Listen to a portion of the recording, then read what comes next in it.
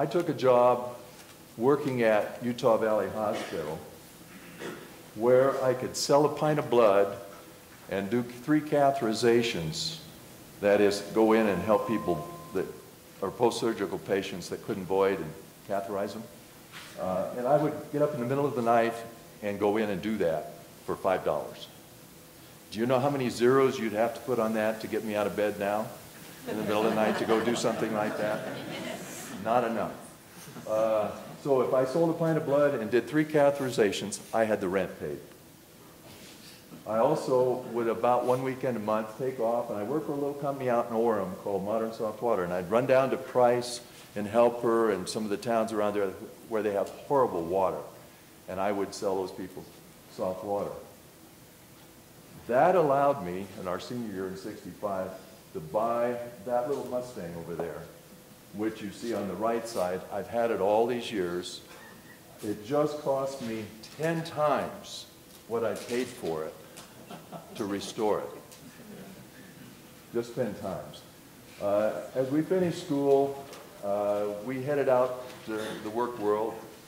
I took a job with Herx Pharmaceuticals, and we moved up to Bountiful, where my wife taught school as an elementary teacher. In about 3 years, I got a call from a gentleman by the name of Eldon Forti. Now, some of you might recognize the name. He was an All-American running back here, late 60s, early 70s. Eldon worked for this company here, Roche. And he said, "Clark, my boss wants to talk to you." And so I got on the plane and I went to Southern California, and sure enough, I got hired. So we moved our family back to smoggy Southern California, where I'd kind of grown up. I did well with that pharmaceutical firm. I worked for them several years, and I had a boss who thought that because of my hospital background, I could become a national product sales manager. So he sent me back. I didn't want to go. He sent me back to Nutley, New Jersey. Anybody from New Jersey? No, good.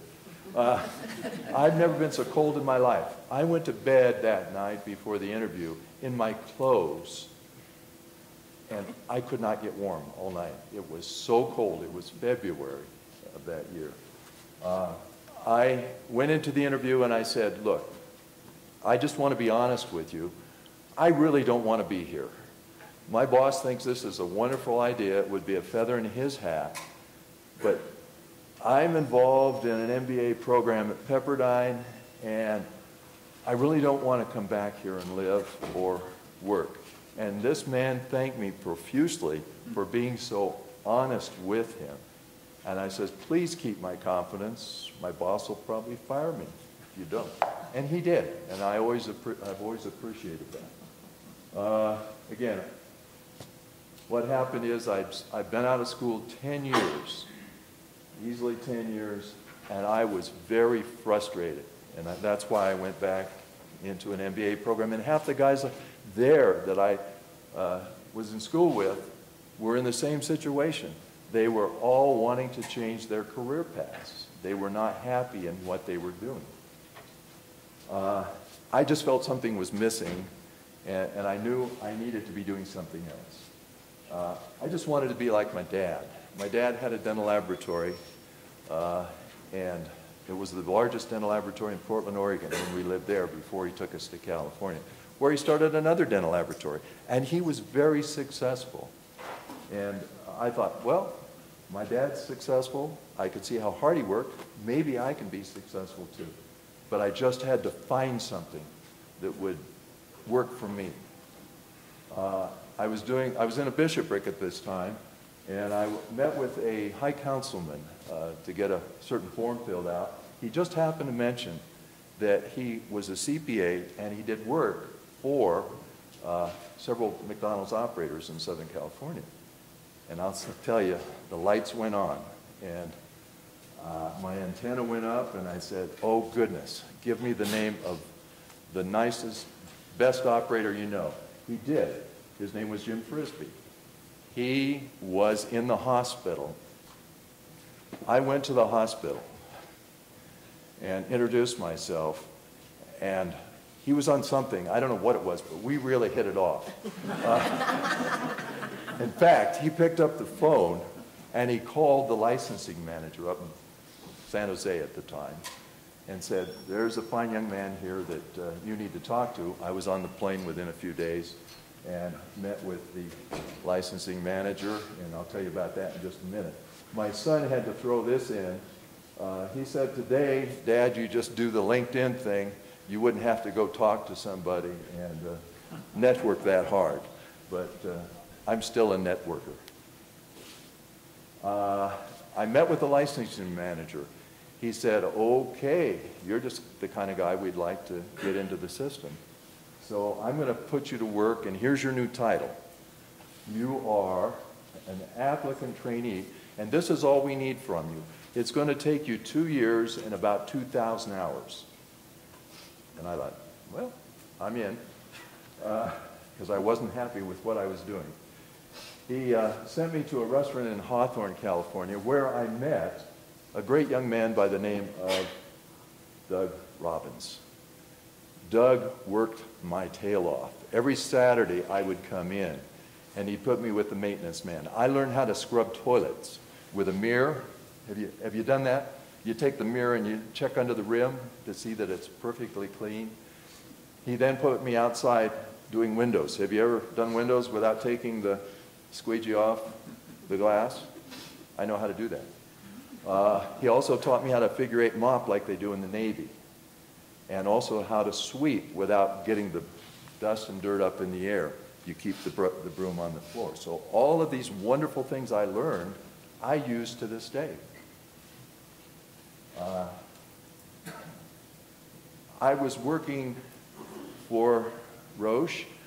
I was playing basketball at 5:36 in the morning.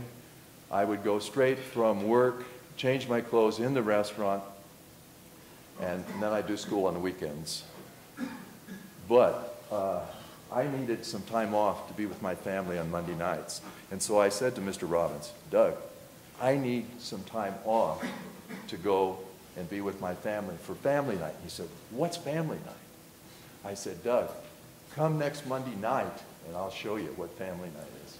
Next Monday night, he came down to where we live and joined us. And my oldest daughter gave the blessing, Laura, who's here, and Sherry had the treats that night. Long story short, we had the missionaries on him, and he joined the church. Ran into him sometime later. He was a bishop up in a little town called Sandpoint, Idaho, way up north. Beautiful little town. And he was also a McDonald's operator. I talked about the killer schedule.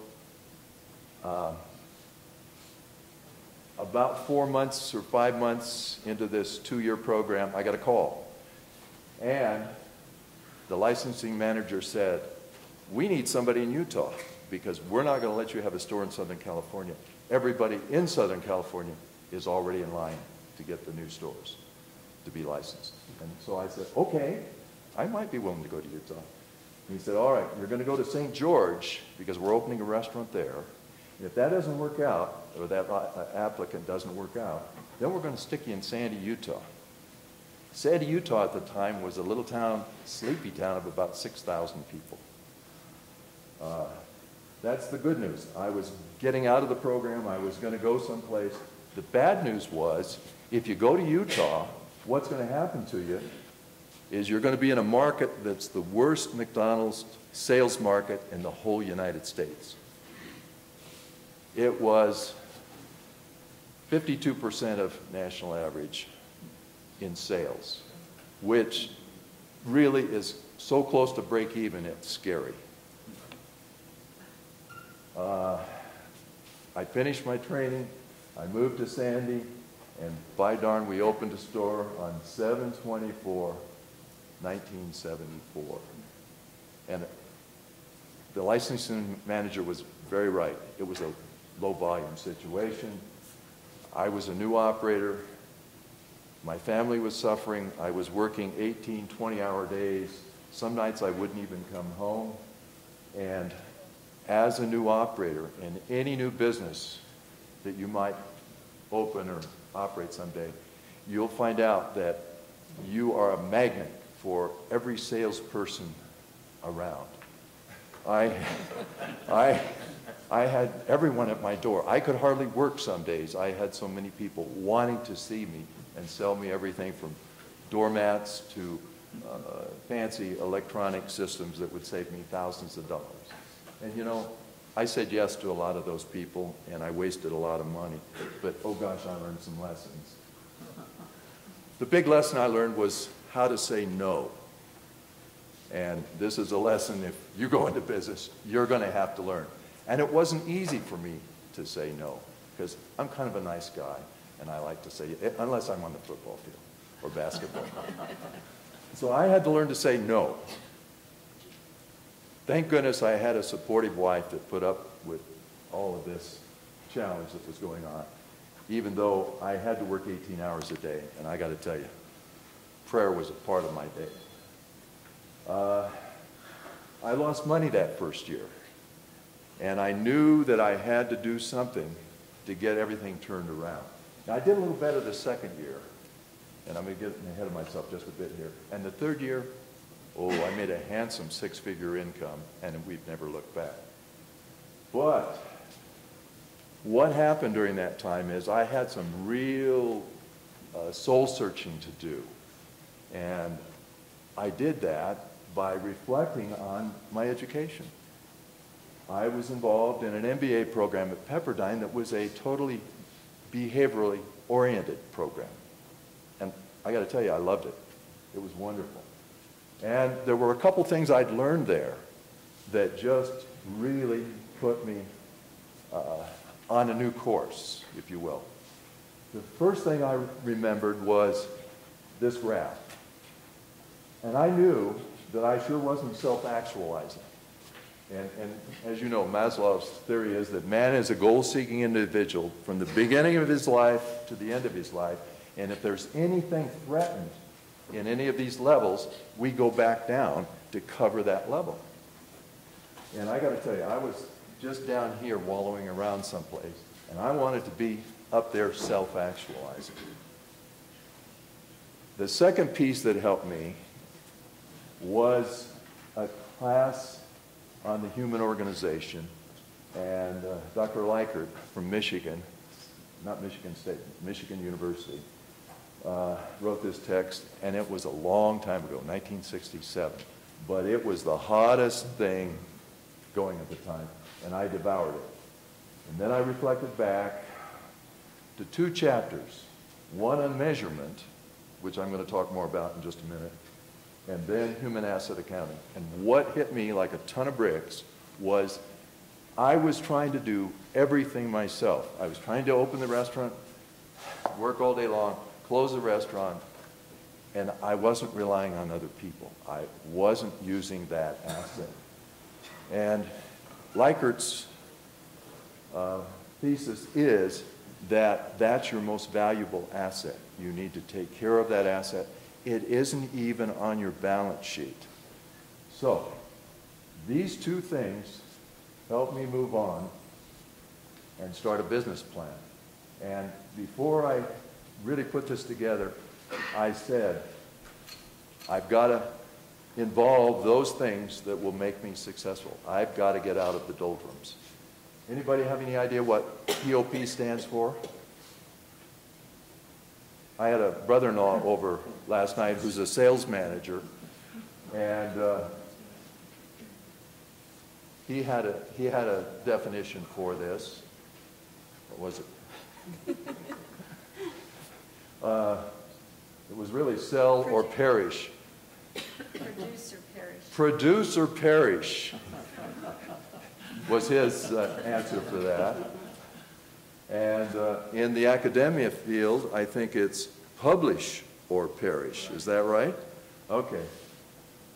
To me, POP stands for people, operations, and profit. POP. That's what I put into my business plan. And every year since we've done that, and it's been 20 years ago now we started, we use one of the latest texts that's popular in the business arena. And then we teach that all year long in all of our meetings. And so my people are picking up principles each year from different texts that are current at the time. Want to talk a little bit about the importance of people. First of all, you have your internal customers. You have to take care of those people when you start a business. You have to find the finest people you can afford, and then you got to take care of them. We try to do that, and I think we've done a pretty good job. We're getting ready now to have a Christmas party, and we have a bunch of young people in our organization that have children. So our Christmas party is all about children. Ronald comes, we buy a gift for every single child in every family, and then it's presented at this. We have all kinds of fun things for them and food that kids will eat. So our whole focus for our Christmas party is that. Have a young lady who's a manager not too far in a restaurant a little south of here that we own that has fought a weight problem for many years. And so I sat down with her in her annual performance review. Well, we do them twice a year. And I said, you're working hard on this because we involve personal goals in our business reviews with our individuals. We make them, or we encourage them to have a personal goal. And her goal was to lose weight. And I said, what if I pay for part of a lap band? And she said, how much are you willing to pay? I said, I'm willing to pay 2/3 of it. You've got to have some skin in the game here too. This young lady took us up on it, and she has lost an incredible amount of weight. She is a much more effective employee today than she was when she was carrying all that weight. And the message got out in that restaurant that we really care about people. And there are other things that we do as well. But this is just one example of the things that we do. External customers are absolutely critical. We involve anywhere from 1,200 to 1,600 customers a day in each of our establishments. Now, that's a lot of opportunity to mess up. And I got to tell you, we do. But if you will work hard and get a hold of those customers and get the manager on the phone with those customers or the supervisor on the phone with those customers, you can recover those customers and they can really be a strong asset for you. Coming back to the business plan for just a minute, there are our goals. We have 4 goals right there. Everything on one page. We have 7 goals across here for our operations piece, and then profit right here. Everything that we need to measure is on this one piece of paper. Everything in blue is where they're meeting it, meeting all the business plan goals. The white, they're not. And, you know, a lot of the folks that are smart and publish a lot of papers say, you never want to compare one entity with another entity. That hasn't worked for me because our people demand that we have overall rankings right here. Every month, within a day or two, this plan comes out and everybody sees exactly where they stand in the organization and where they stand toward making their bonus. The most important thing they care about is their bonus. They really care about their bonus. But if they're 1, 2, or 3, they have bragging rights. And they will brag about they had less turnover than somebody else, or they had better supervisor visit grades, or they were faster in the prep time right here than somebody else. So this kind of a business plan where everybody sees what everybody else is doing has worked for us. It may not in other organizations, but it certainly does for us. It's powerful. Please. So these are called key performance indicators. And in every business, they're going to be really critical. So what Clark has just said is the secret sauce that helps organizations succeed. So don't miss it. Thank you. Now I'm going to beat you up a little bit on measurability because that's where it's at. I want you to think about going to a football game over in LaBelle Edwards Stadium or a basketball game up in the Marriott Center, and there's no scoreboards, okay? How would you enjoy that, sports fans? You wouldn't at all, would you? No. Life in the business world is all about keeping score. And we have a duty and a responsibility as businessmen and ladies to clearly define what we expect of our people. That's all back in that business plan. Exactly what the performance indicators are that we need. And then they have to know what is expected of them, and then we have to give them feedback. And that's what our monthly business plan report does. And of course, at the end of each quarter, they're right there in line for their bonus. And we're talking about thousands of dollars. And so, you know, those things that are measured are attended to, but those things that are measured and incentivized are really attended to. Trust me. And I've just been talking about that. And then the bottom line is really this. If you can't measure it, you can't manage it. That's why it's so critical. I have a good friend who's made a good living, Chuck Coonrod. I worked with him up in the Ronald House many years ago, got acquainted with him, see him from time to time out at the airport. He lives in Park City, just retired. He has made a very good living on this very thing called measurement. He has been very, very successful going into companies and saying, let's see how you measure your performance. And he finds many companies that don't. He says to them, okay, if I can't help you, it won't cost you anything. But now if I do help you and you improve your performance and, you know, the profit's better, then I want a little percentage of it. And I think that's reasonably fair. So that's how he's made his living, and he's done very, very well with it. Another thing that is in the measurement arena is what Covey referred to as sphere of influence. And for you accounting majors, that's not fixed versus variable cost. It's what you can control. In my business, it's only two things, really. Everything else, as far as I'm concerned, is a fixed cost. I can control, my people can control labor and food costs. Everything else is just, you know, minuscule. It's not that important. There's where I make or lose money. So when you have a business, you need to know what drives your profit. What are the things I can control? What are the things that I must control to make a profit?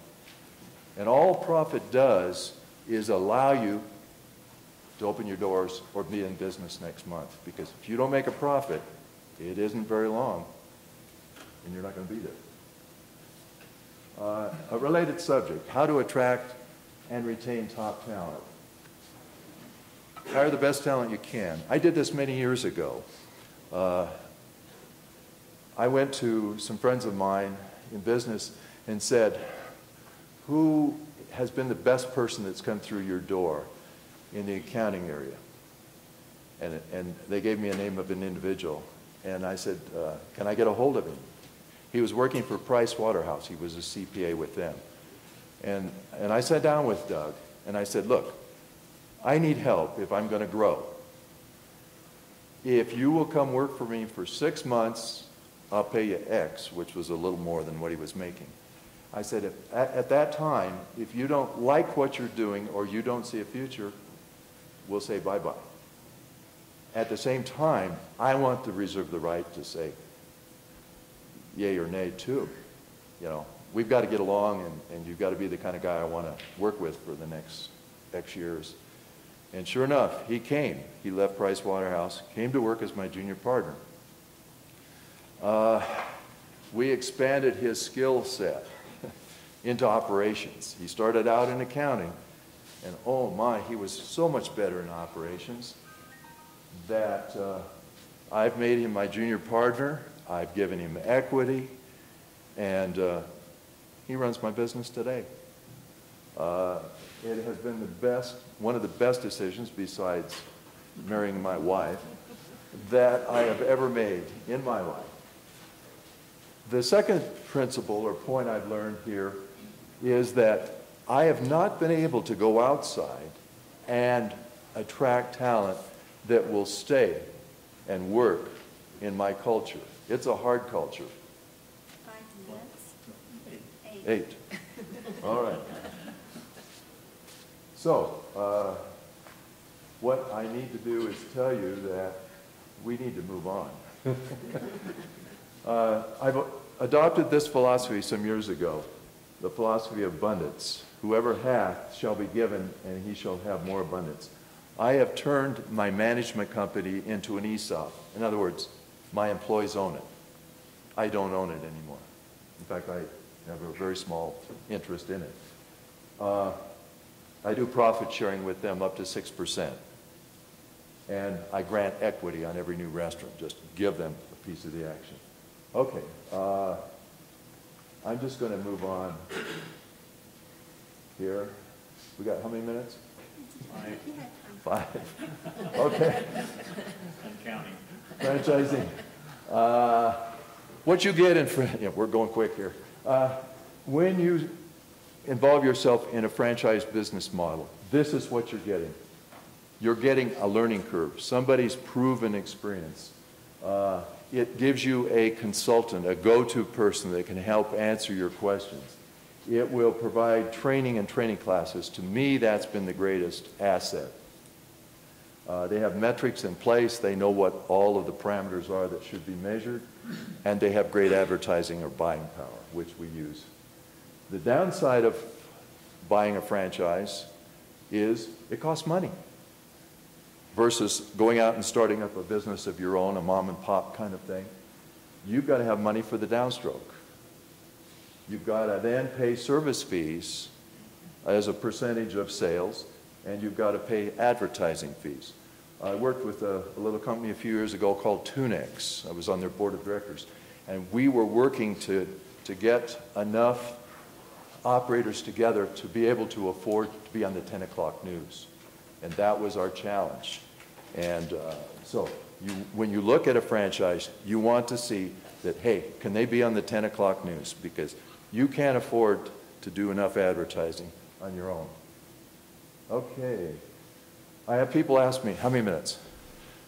4. How do we start a franchise? And I want to just share this with you for a second. And I tell people, you need to get out, take your prototype, you need to run it for a minimum of a year, someplace where you are, and then take it out of town, away from family and friends, and run it again and see how it works. Then you got to get together with somebody and find 3 piles of money, because the attorneys that draft your SEC required documents don't work free. This is the one for McDonald's. It's 52 pages with another 70 pages of agreements, and that's kind of typical. They're about that size. So that's a lot of money. Then what happens is you got to hire somebody to sell your franchises, and every quarter for the first couple of years, you have to do reports to the SEC, and that all costs money. So if you're thinking of starting a franchise, just know that's ahead of you. All right. I have loved being a franchisee of McDonald's Corporation. It has allowed me the ability to develop a culture in my own organization, to give back to the community, to be involved in the community, and these are just a couple of the things that were mentioned earlier. And I get great satisfaction out of that. I've been able to self-actualize, and I have the support of a loving family, and they don't mind the little perks once in a while, like a trip to Alaska or the Caribbean or whatever, and this was 2 summers ago when we all went up to Alaska. So, 3 takeaways. People are your greatest asset. Measurement, accountability, absolutes. And you need to be measuring the right thing. So, if you want to take something away from today, That's it. I've enjoyed being here. Thank you very much.